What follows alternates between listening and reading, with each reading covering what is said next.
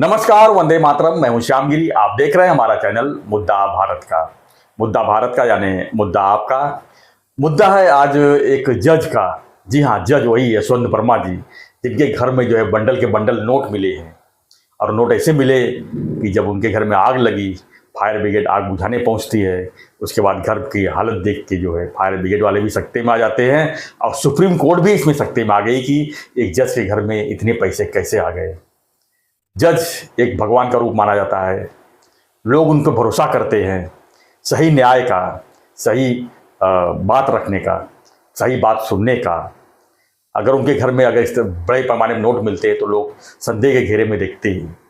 भले वो नोट किसी दूसरी तरह से आया हो, हम ये नहीं कर रहे कि रिश्वत की तरफ से आया होगा या सब जज ऐसे हो सकते हैं, लेकिन एक जज के घर में अरबों रुपए मिलना और इतने बड़े पैमाने पर कैश मिलना कहीं ना कहीं संदेह का घेरे में तो रखता ही है।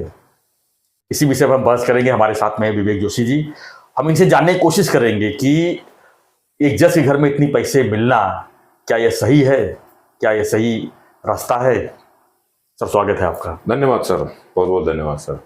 क्या कहेंगे सर, ये सही किसको माना जाए, गलत माना जाए? डिफेंस तो करेंगे कि ये पैसा जो है हम ईमानदारी से कमाए हैं, मेहनत से कमाए हैं और किसी और तरीके से कमाए हैं, लेकिन आप क्या मानते हैं?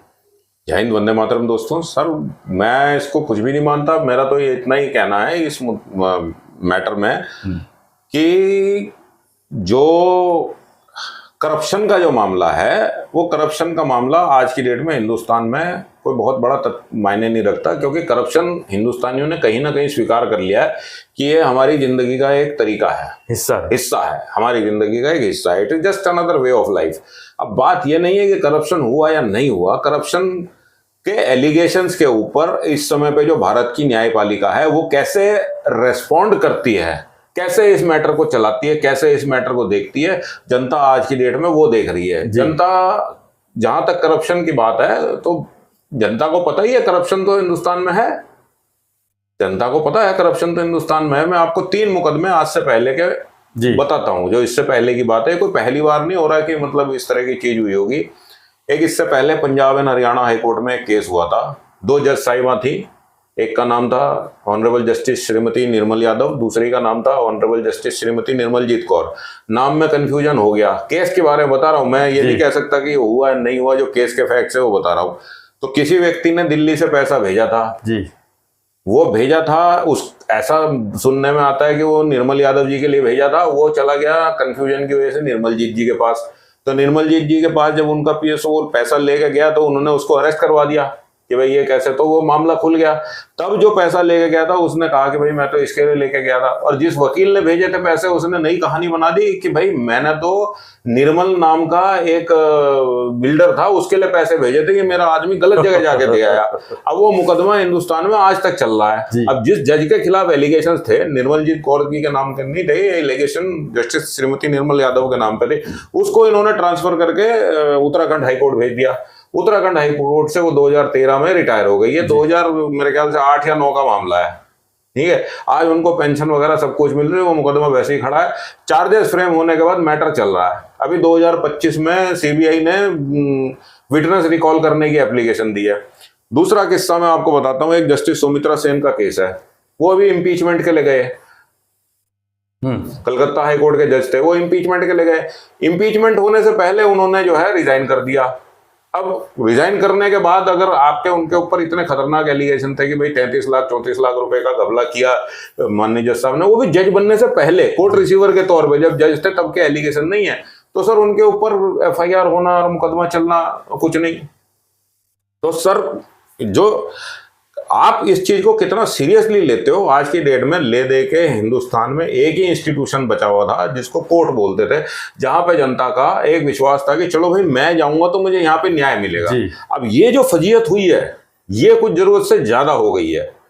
इस फजीयत को सुप्रीम कोर्ट कैसे डील करते हैं, जो कोलाजियम है वो कैसे डील करते हैं। सुप्रीम कोर्ट ने तो वीडियो भी जारी किया है कि देखो कैसे आग लगे हुए, मतलब नोट, जले हुए नोट का फोटो उन्होंने रिलीज किया है आज। हाँ तो सर वो नोट तो उनके वहां पे जले मिले। अभी देखो आप इसको 2-3 चीजें मैं इसमें आपको अलग अलग से एनालिसिस करके बताता हूँ कि अगर आप ये कहें कि भाई करप्शन का मुद्दा जुडिशरी में या लॉ में या कोर्ट में नहीं है, तो भाई ये बात नहीं है। अगर नहीं होता तो लोग पकड़े नहीं जा रहे होते। जी जी, आज की डेट में जजेस के खिलाफ भी कार्रवाई हो रही है, लेकिन डिस्ट्रिक्ट जुडिशरी जो है उनके खिलाफ जिस हिसाब से कार्रवाई होती है, उस कार्रवाई, उसी तरह की कार्रवाई जो हाई कोर्ट और सुप्रीम कोर्ट के जजेस हैं, अगर वो इस तरह के मामलों में लिप्त होते हैं, उनके खिलाफ नहीं होती। लेकिन आप एक बात और सुनो कि जुडिशरी इज रिफ्लेक्शन ऑफ बार। अगर बार में वकील चोर है और वही आगे आगे जज बनते हैं, तो फिर देश का क्या होगा वो देखो। आपको मैं एक एग्जांपल बता रहा हूं साहब, जितने भी वकील लेबर कोर्ट में प्रैक्टिस करते हैं उन्होंने आज तक ये बात नहीं उठाई। मैं क्या आपके चैनल पर खुलेआम उठा रहा हूं, कल शायद लोग इसकी वजह से भी मेरे को ट्रोल कर दें।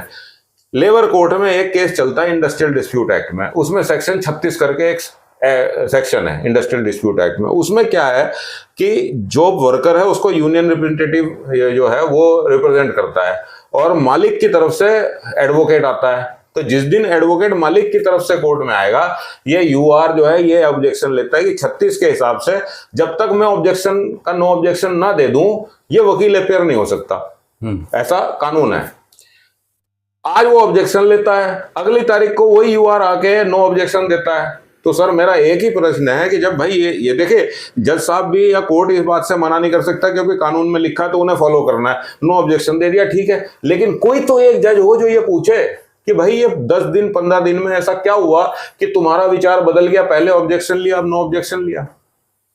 वो सेक्शन ही बेकार है। तो अब आप बताइए इसमें यहां पे करप्शन हो रहा है या नहीं हो रहा है? कहीं ना कहीं हो रहा है, तभी तो हो रहा है। अभी जो यूनियन रिप्रेजेंटेटिव है और जो ये है जो वकील है, ये दोनों एक सोवरेन फंक्शन डिस्चार्ज कर रहे हैं, न्याय देने का फंक्शन काम कर रहे हैं। तो इसमें आप क्या मान लेंगे साहब? अब आता हूं मैं वापिस आपके इसी चीज के ऊपर। अभी इसमें ये होली के दिन की घटना है, आग लग गई। अब जज साहब के घर में आग लगी, आग लगने पे उनकी लड़की ने फायर ब्रिगेड को बुलाया और सब कुछ हो गया। ये तो सारी कहानी है। अब जब ये बात हो गई तो इसमें बड़ी अचंभे वाली बात यह है कि पहले जो है पैसे की बात चल रही थी कि भाई कोई कह रहा 7 करोड़ है, कोई कह रहा 10 करोड़ है, कोई कह रहा 15 करोड़ है। उसके बाद कहानी ये आई कि जो फायर ब्रिगेड के चीफ थे वो आए, बोले हमने तो कहा ही नहीं कि पैसा मिला, जला हुआ हमें मिला। फिर दोबारा वो आए, उन्होंने बोला मैंने तो ऐसा कहा ही नहीं कि भाई पैसा जला हुआ नहीं मिला।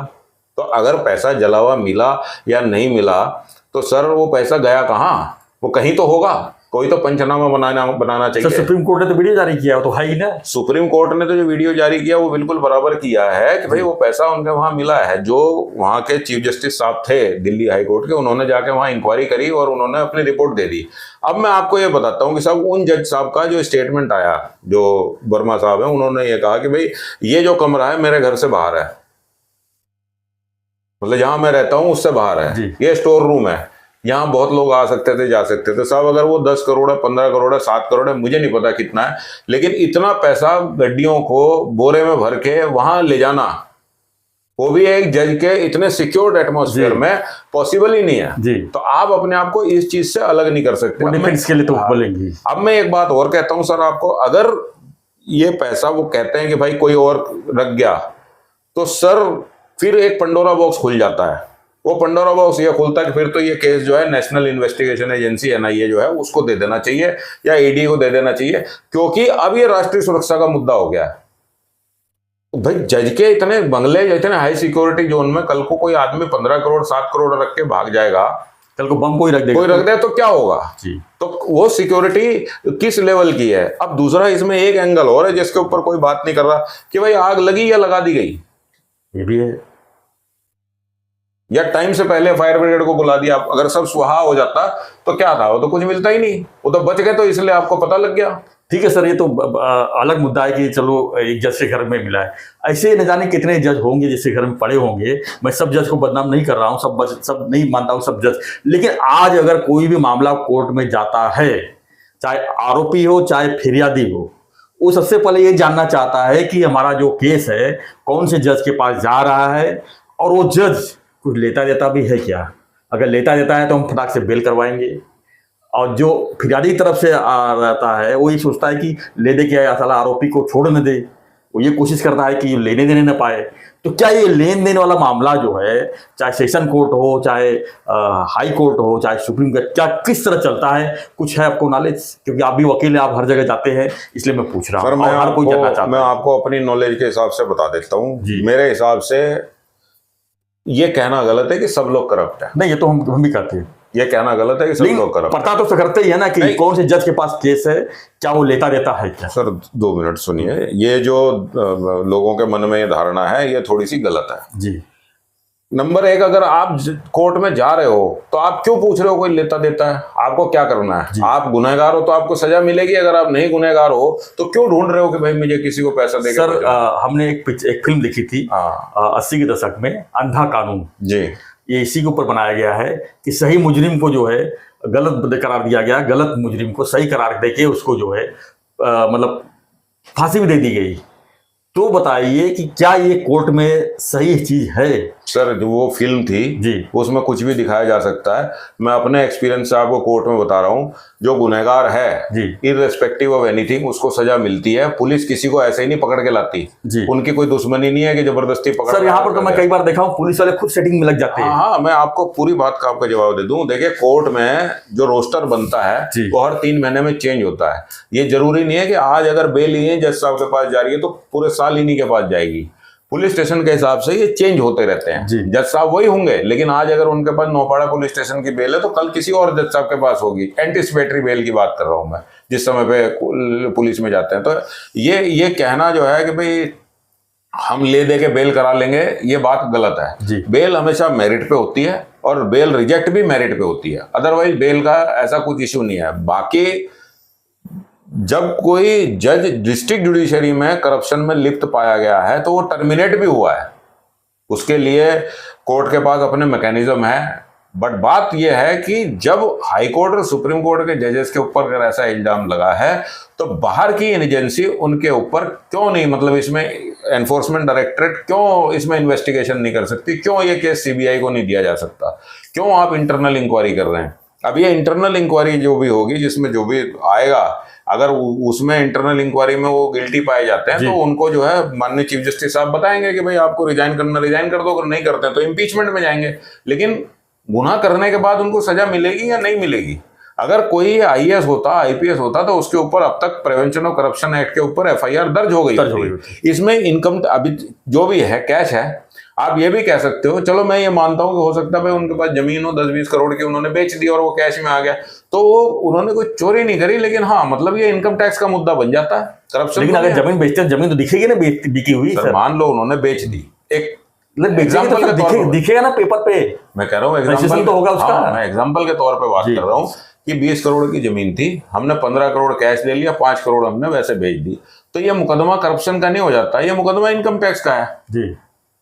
तो इसलिए आज की डेट में अभी थोड़ी देर रुकिए जरा, सुप्रीम कोर्ट की प्रॉपर रिपोर्ट जो है वो आने दीजिए, उसके बाद इस चीज पे चर्चा करेंगे क्या होता है। लेकिन मेरा सिर्फ यही डर है कि भाई अगर सुप्रीम कोर्ट के पास भी ये जो रिपोर्ट आती है कि भाई ये इसमें लिप्त थे, किसी तरह का करप्शन हुआ, तो इनके पास ऑप्शंस क्या है?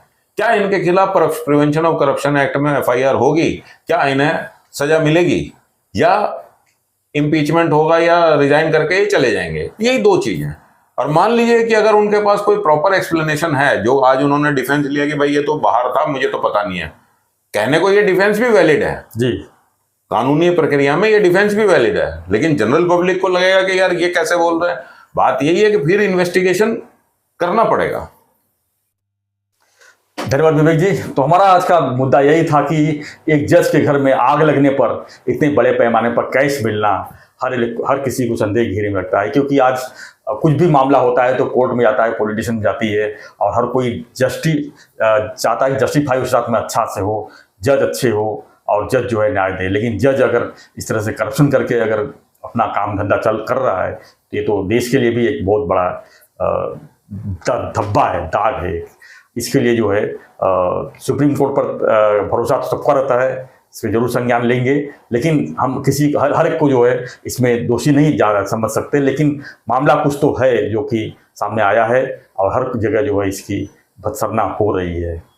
तो फ्रेंड्स, आपकी क्या प्रतिक्रिया है इस पर, हमें कमेंट बॉक्स जरूर लिखिए, और ऐसी खबरों के लिए, ऐसी वीडियोस के लिए बने रहिए हमारे साथ, देखते रहिए हमारा चैनल मुद्दा भारत का। चैनल को लाइक, शेयर और सब्सक्राइब जरूर करें।